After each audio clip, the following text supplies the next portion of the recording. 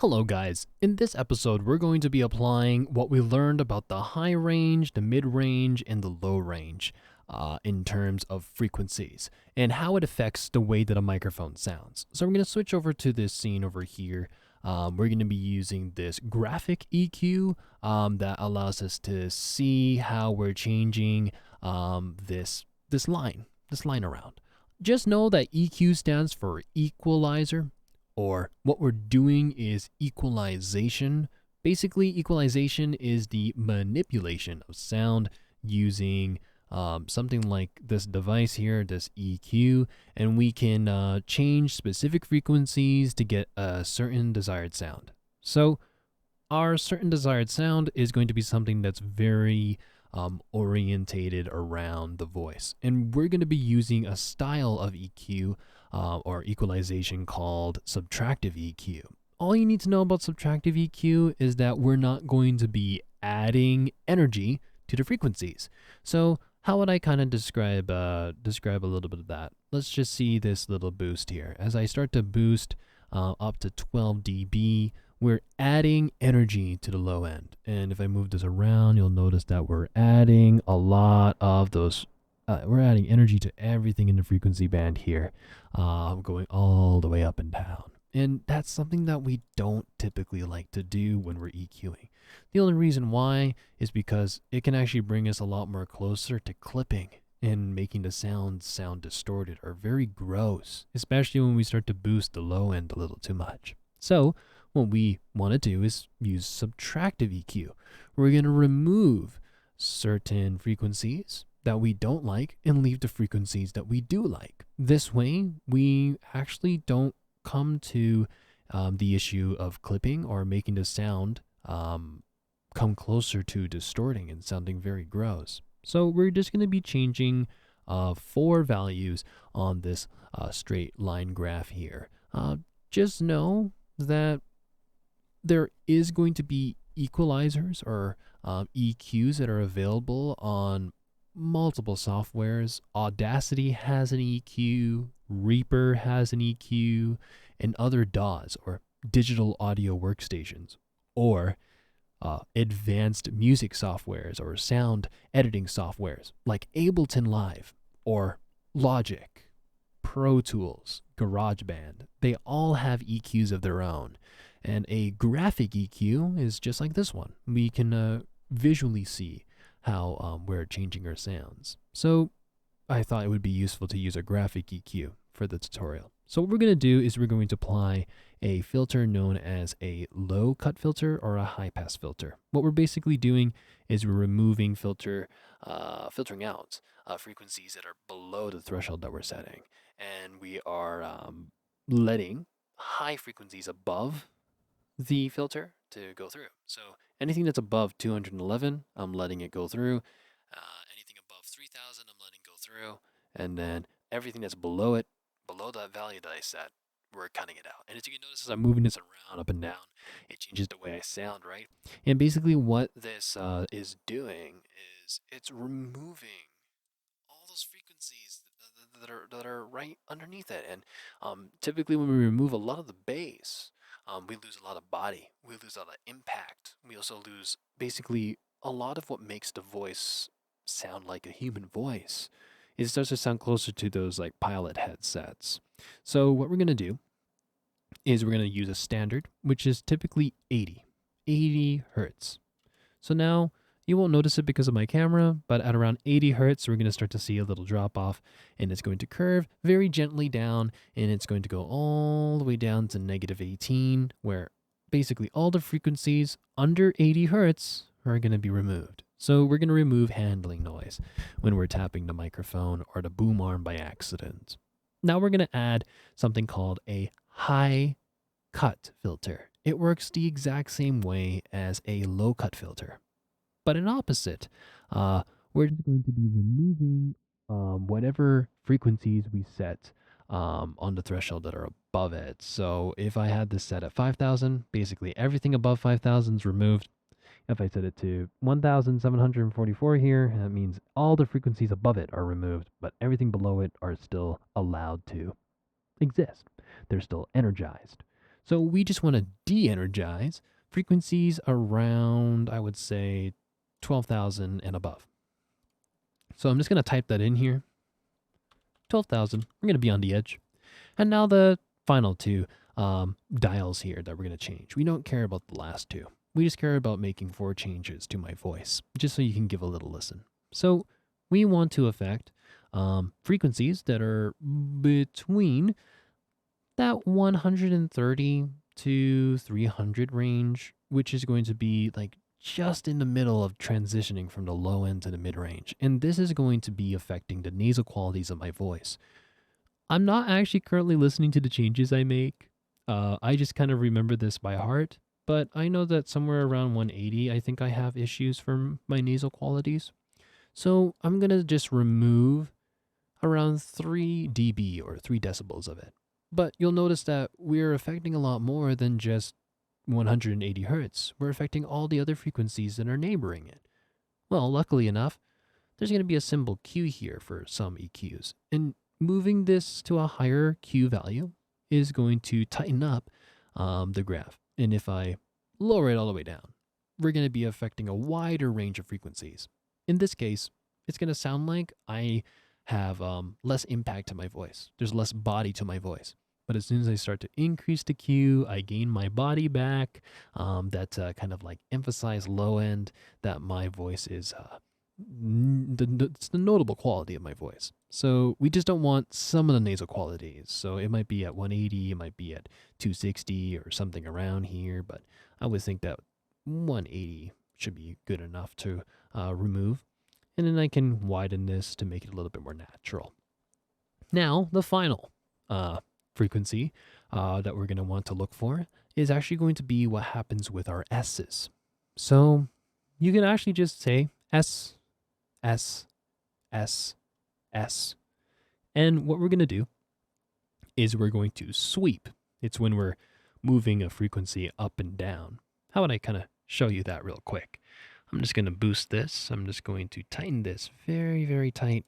And then I'm going to talk a little bit, and I'm going to sweep up and down as I'm boosting this frequency. And you'll notice that there's some frequencies over here that just sound horrible. And it could be a multitude of things. It could be my room, the microphone, or my voice. But we're going to be looking for where the S's are the worst. So typically the S's live around 4,000 to 8,000. Those harsh S consonances. So S at 4,000, S, S, S. What about at 5,000? S, S, S. What about at 6,000? S, S, S. And you're going to do this just only around here, only 4,000 to 8,000. You don't need to go any higher. Maybe it does exist higher for your voice if you're a higher if you have a higher register, or if you have a higher pitched voice.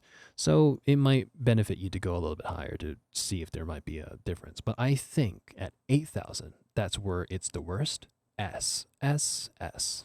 Axes. I have lots of accessible axes. I think it's 8,000. But I can't hear it right now. I'm just applying what I recall from my previous escapades in equalization. So I'm going to remove around 5 at 8,000. And I'll tighten this up quite a bit because we just want to affect just that very narrow band of frequencies. So now we have this equalization curve. We've applied this to my microphone and we can hear the A and B changes. So let's give a listen to A. This is my microphone when it's flat. And then this is B, my microphone when we've applied a little bit of EQ. Now, it may sound like it may have gotten worse or it may have gotten better, but it all really depends again on truly context. This EQ graph is only good for the voice. It's only good for the voice. So if you're singing, this may not sound really good. If you're voice acting, this may not sound good either. If you're a higher pitched voice than I am or a lower pitched voice than I am, this graph may not even apply to you either. So you have to do this on a per person basis, on a per mic basis as well. So this graph though, this typical shape, besides these two specific changes, are going to be very useful for when you have bed music. So you can have the bed music fill in the low end and the high frequencies while you're living the life in the middle over here. Just being like, I want to be on top of the mix. I want to be on top of the music, the bed music. This helps really focus in on just the voice that is being recorded. So now that we've done that change and have you heard them, we're actually going to disable the EQ, and we're going to do another section here for you to give a listen to, and we're going to have this beautiful graphic EQ going on and off for you as I make some changes on my mixer. So my mixer has 3 knobs, or you can call it a 3-band EQ, and they're going to be covering a band of frequencies on the low end, a band of frequencies on the mid-range, and then a band of frequencies on the high range. You sadly can't see it right now, but you're going to be able to hear it, and you'll also be able to see it through the frequencies here as I change it. So we're going to give a little look-see, and we're going to also give a little listen. So pay very close attention as you hear the differences as I boost the bass. So I'm just going to talk normally, and I'm going to boost the bass. I'm going to move it all the way up. Now you're going to notice over here that the bass frequencies all the way on the low end here is a lot more than what it is on the curve. Do you notice that like solid line that kind of looks like a glitch? It's actually not a glitch. That's actually the average that my microphone had before I made the change. And you'll notice that with boosting the bass, we're actually now clipping. There's that red, there's those red lines that are showing up that weren't there before. And at the same time too, you'll also notice it on the VoiceMeeter. Oh, no, not VoiceMeeter. Shoot. I think it's over there. There you go. The little meter up there. You'll notice that it's a lot higher than where it was before. And if I remove it, I'm back at my normal levels. That's interesting. How about when we remove the bass? So we remove the bass all the way, and you're going to notice on the graph that all the stuff at the bottom there are not as active anymore. And again, I haven't changed how I talk. I haven't changed how loud I'm speaking. It's just removing a lot of the body, the bass of my voice. And now I don't have a lot of impact. I don't have a lot of presence. Now we're going to do the mids. And if we increase the mids all the way up, you're going to notice that we're going to have a very interesting sound indeed. It sounds very close to those pilot microphones on an airplane. Hello passengers, this is your captain speaking. As you can see to the left and the right, we have no highs and no bass. And basically, just like I was describing before, if we're going to be boosting the mid-range, we're actually going to be also boosting the areas that I told you that you experiment with. So that transition between the mids and the highs, that area there in that purple circle from the previous video, we're actually boosting a little bit of those Esses sometimes. Because it can happen at 5,000, at 4,000, or a little bit higher at 7,000 or 8,000, right? So that's why the Esses sound worse when it's boosted. And we're going to boost again. So that's really interesting. Now, what if we cut the mids? If we cut the mids, it sounds very bassy. It doesn't really sound very attenuated, or it doesn't really sound like there's a lot of clarity in the voice. And now with the highs.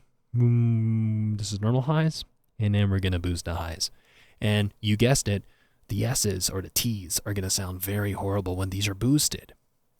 And you'll also see it over there. Everything above that 10,000 is going to be excited all of a sudden, even though on the average curve, which again is that solid line that you see that's always there on the graph over there. Yeah, you're going to see that all the frequencies above it are being excited all of a sudden.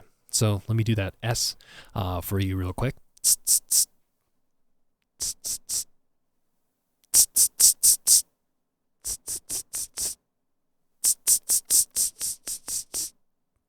So when we're boosting those high frequencies, we can get a little bit more detail out of the voice, but we are also boosting those S's that we don't really like to hear. And what if we remove it?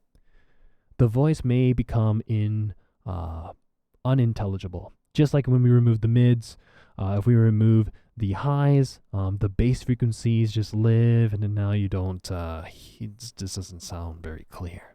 So, how can we do this if we have just these 3 knobs to change? Compared to our software, we had like 5 or 6, or in some cases, you can actually have access to like a multitude of frequencies that you can manipulate. Well, using the subtractive method, if we just want to emphasize the bass, we can just remove some mids and remove some highs. And now we have a warmer sounding microphone. But this microphone's already warm to begin with. It's already dark to begin with. So we might want to brighten it up. So instead, let's just remove a little bit of the lows and we'll remove a little bit of the mids. And now with this change, we actually now have a brighter microphone. Of course, you might need to experiment, do a little bit of testing to see, but instead of boosting the highs, we can remove the frequencies underneath it. In some cases, maybe even above it. And we can achieve the same kind of sound as if we were boosting. So hopefully this video was very helpful. I know that I glossed over the methodology, like the boosting and the cutting very quickly, but I just really wanted to make sure that I kept the video under 20 minutes. And I had enough examples for you to hear and listen to. So again, I didn't change the microphone. I didn't even change the filters on the back. The microphone has stayed the same, no windscreen change. And on my mixer, we're going to make it flat again. I didn't change the mixer side or anything when I was doing the EQ on the software side either. That was all just the software. And then in this part of the video, that was all just hardware. Just the equalization controls I have on my mixer. So you can see that you can do a lot with even just a few controls or with a lot of controls. But what matters most is what sounds good to you. Do you like the brighter sound or do you like the darker sound? Just follow what you think sounds right. And who knows? You'll be able to also receive feedback, and maybe someone will say your voice sounds very bright, or someone might say your voice is very nasally, or someone else might say your voice is super dark and warm and it's maybe a little too bassy. Now that you know what correlates with what on an equalizer, you'll be able to cut some frequencies out, or you'll be able to increase some frequencies. You can do whatever. You don't need to follow what I say. Anything I say isn't Bible, but it definitely is a standard to cut the frequencies in production rather than to add them and energize them or excite them. So remove some energies and see if that makes a difference, and if that difference benefits the way that you want to sound like on the recordings. So thanks for watching this video. I'll also be making an advanced tutorial for EQ, which talks a little bit more in depth. I mean, I did cover some in-depth stuff already on this video, but I hope that this is going to be very useful to you guys as you continue to do work, whether or not that's voice work at CGSW or for personal use.